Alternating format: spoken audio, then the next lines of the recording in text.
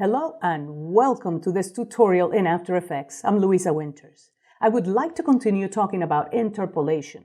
In the last movie, we talked about spatial interpolation. In this one, I would love to talk about temporal interpolation.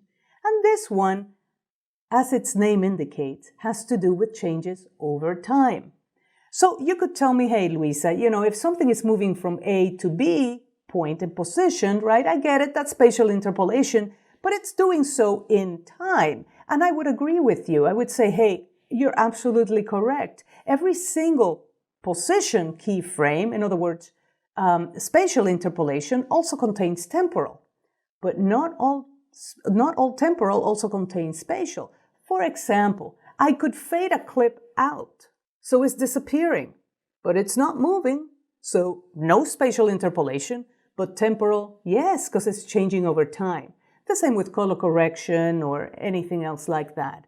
So After Effects makes a very clear distinction between temporal interpolation and spatial interpolation. In the last movie, we saw what spatial interpolation was. Let's talk about temporal. Again, as its name indicates, is changes over time. I want to make sure that I have this all the way down. By the way, see how I could move the entire path down? That is because I clicked on the position word, so the word position to select all of the keyframes, and then here in the comp panel, I clicked on the keyframe and I lowered it. So everybody comes down. I can adjust several keyframes, so the value of several keyframes all at the same time. Alrighty, so right now, if I'm going to point A to point B, but I'm not accelerating or decelerating, that is known as linear interpolation. No changes over time. But this is the thing. Nothing in nature moves like that.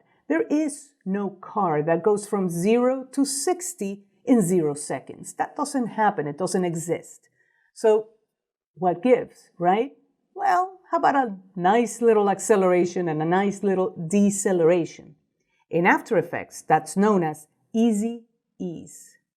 It's an ease out, which is a gradual acceleration out of a keyframe, and is an ease in, which is a gradual deceleration into the keyframe. So kind of like gradually accelerating on your car, pushing the gas pedal, and gradually pushing on the brake pedal until you come to a stop. Let's see how it works. The keyframes need to be selected. For that, click on the word position, and there you go. The keyframes are selected.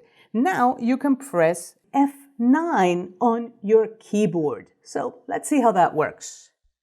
I have one of the newer MacBook Pros with a touch bar, so I need to press the function key that gives me my F keys. And if I press F9, two things happen. The dots that connect the path, you're going to see they're closer together at the beginning and at the end of the interpolation, and my keyframes changed shape. They now look like hourglasses. What that means is that, hey, we changed the timing of the keyframes. So I'm not talking about, oh, it's starting earlier or ending later or what. That's not the timing we changed. Notice I didn't move the time position of the keyframes, but the interpolation will be different. It's going to be a gradual acceleration and a gradual deceleration into the keyframe. Now, there is a way of seeing these in a graphical way in After Effects, and that is by using the graph editor. In the timeline, click on this icon here all the way, to the top, and before the actual timeline starts, it looks like a little chart here, looks like a little S.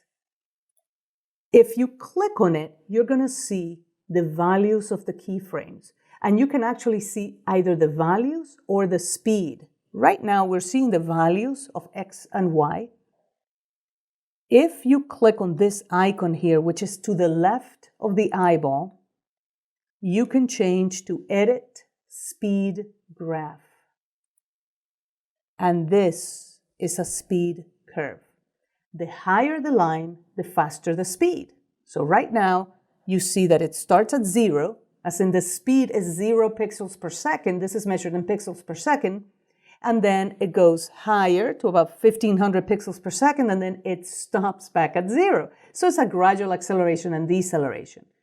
That's what Easy Ease does. By the way, if you don't remember that F9, here's what Easy Ease is.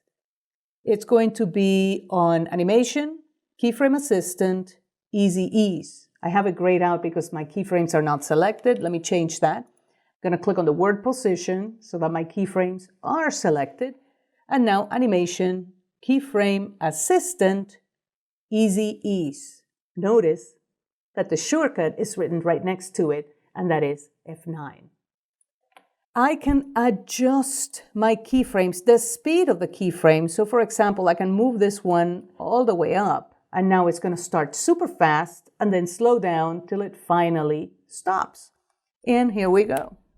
And that's exactly what it's doing. I can do the opposite. I can make it start super slow and then go super fast. So let me go ahead and adjust this. Let me adjust the curve, and there you go. So it's going to start super slow and then go fast.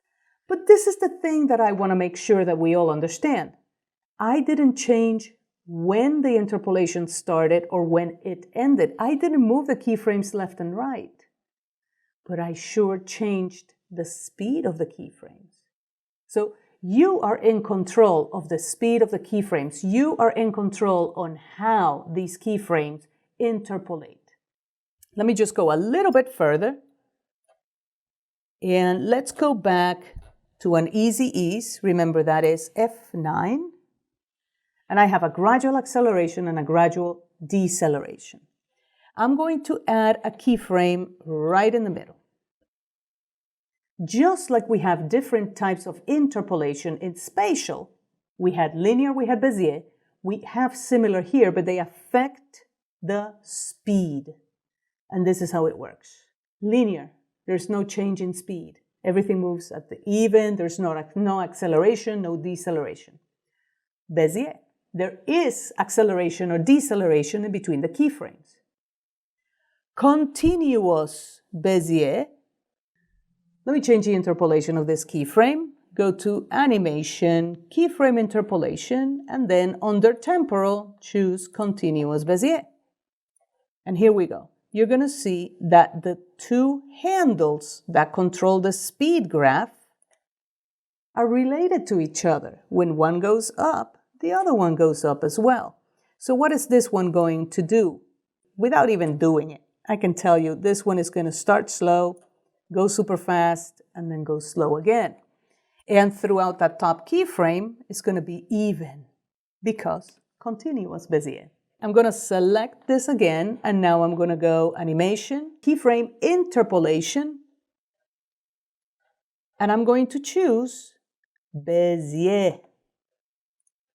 As you can see, there will be no relationship in between the two handles. So it's like I can break the keyframe in half for speed of those. So it's going to start slow, go fast, then slow, and then go fast again.